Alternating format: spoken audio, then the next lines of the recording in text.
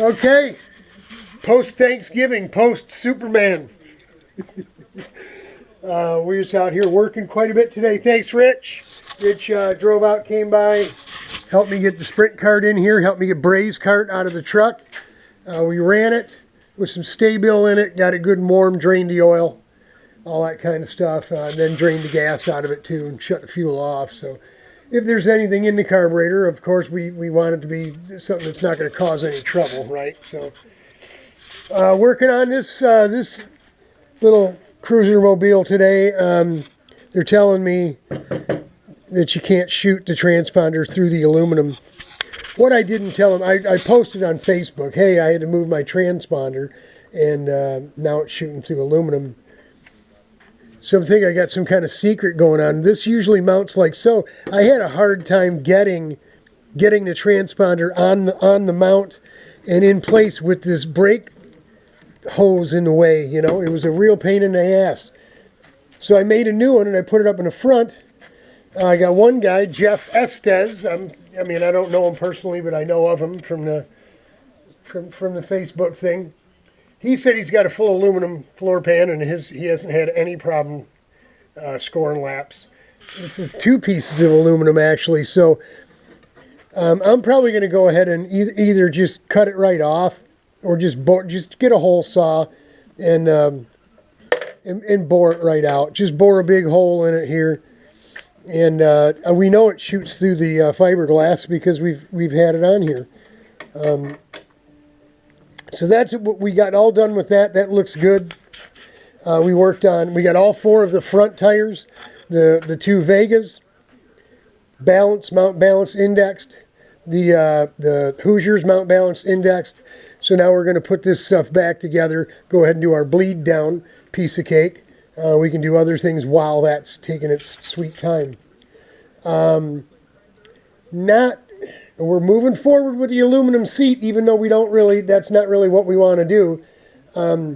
We got to get to everything being finished here before we can bother with that seat. We got 30 days or 29 days until the gate opens down there. So we're running out of time. And you know what? It's not a big deal. I kind of told Richie. Richie brought me some foam. It's pretty stiff stuff, but it is this plastic. It's like a plastic base instead of a foam rubber base. The stuff I want, I'm just not going to have any time to go get it. I'm not going to have any time to go look at it. It's way over in the hood. This can be cut, and we'll use contact cement, not spray glue. It's not strong enough. Contact cement to build it up. We'll probably put a nice big block of it right here on the fuel tank.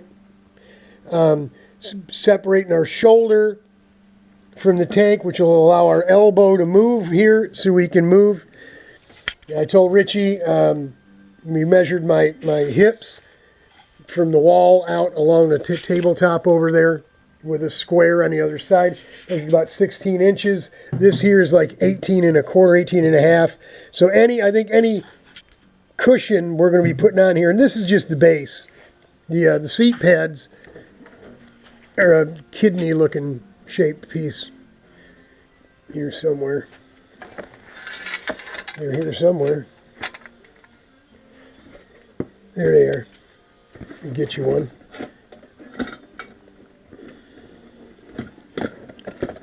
Come on out of there. Right? So this one actually goes on that side. And what we'll do is we bolt these back on, and we'll just put all the foam.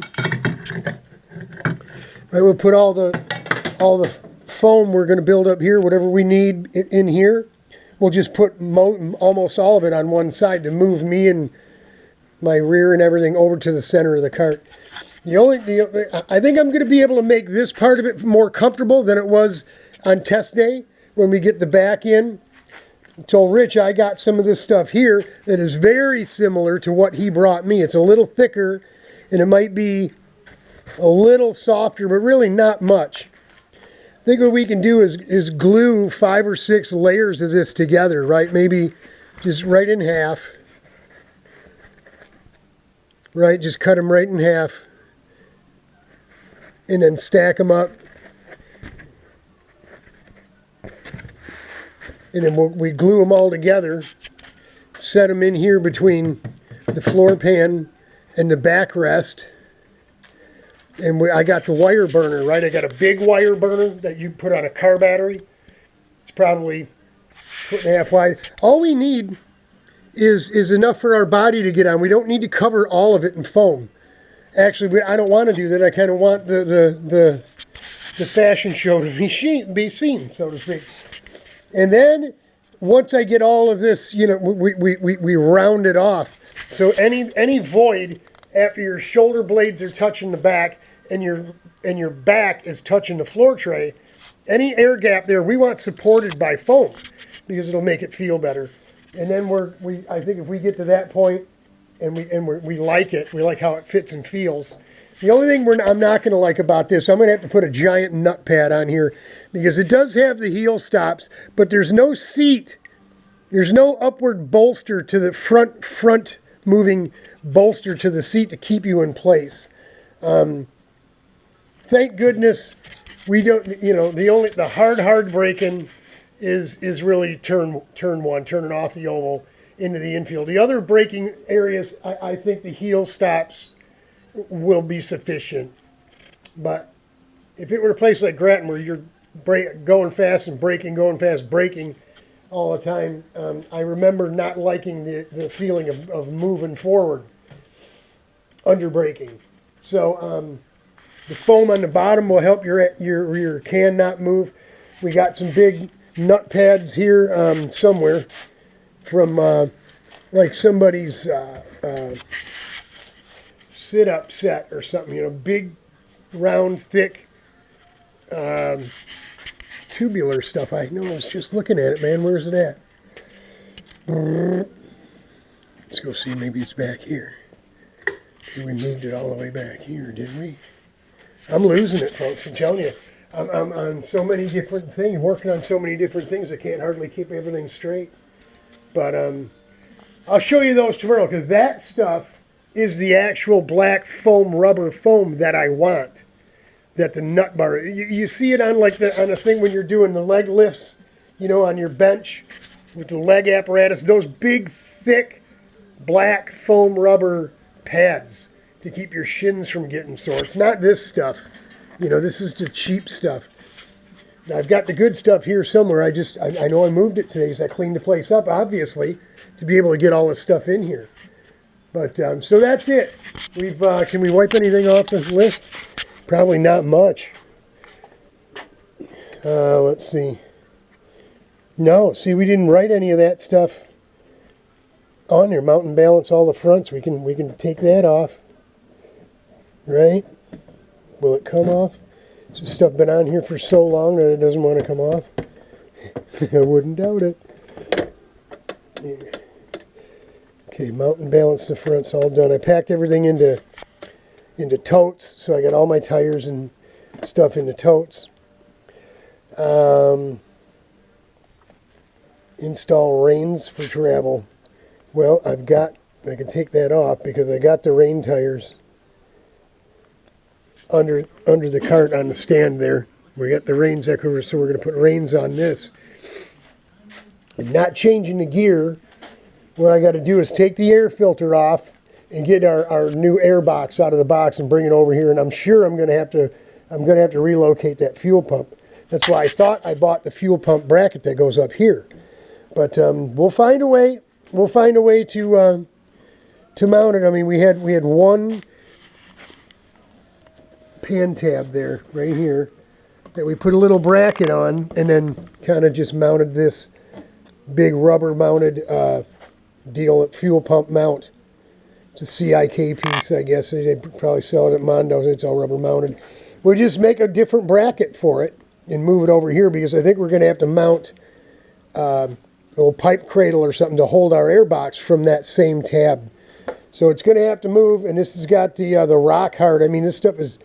This isn't, because it's shut off. It never had any fuel in it, the return line. But this stuff here, I mean, you can't even bend it. It's so hard. It feels like Bondo plastic, as hard as a rock. So I went ahead. Thanks, Ben. Ben hooked me up with, I I hate using Amazon. I mean, hate it with a passion. Can't stand using Amazon.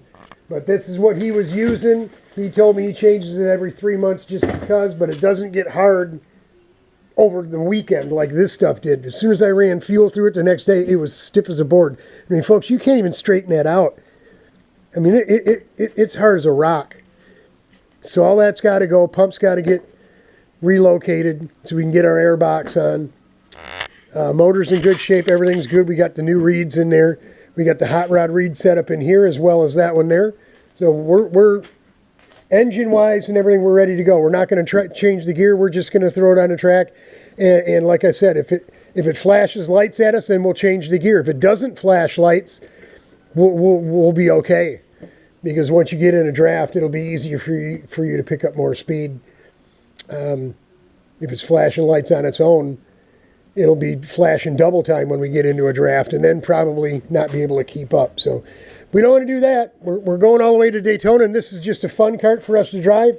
But, you know, it's not fun if you're running around by yourself. We want to be able to run with a group or at least a couple of guys. So there you go, man. We'll get all this brake fluid flowing tomorrow. And like I said, by the end of the weekend, we should be looking at really, at this point with this kart, the seat. You know, there's pressure checking the engine on that list. I'm going to have to run to the hardware store and get another, get a 40 millimeter expansion plug, so we can pressure check this thing. But that's it. We're pretty much on the downside of the hill now if we don't bother with the seat. And to tell you the truth, I want the seat because I know it's going to be more comfortable. Like I said, we're going to try to put as few laps on this thing as possible, you know, just so we make sure it runs the 45 minutes down there and we don't have any issues. We'll go ahead and nut and bolt this go-kart too, make sure nothing's loose or falling off. We haven't found anything loose yet, so we don't expect to. Hang in here, y'all. It'll get better. I'm going to go have me leftovers from yesterday. Godspeed, God bless. Hang in here. It'll get better. Jesus is coming. That's a guarantee. He wouldn't have told us if he didn't mean it. So we always got that to look forward to. I'll see you. We'll see you out here again tomorrow. Hang in there, folks.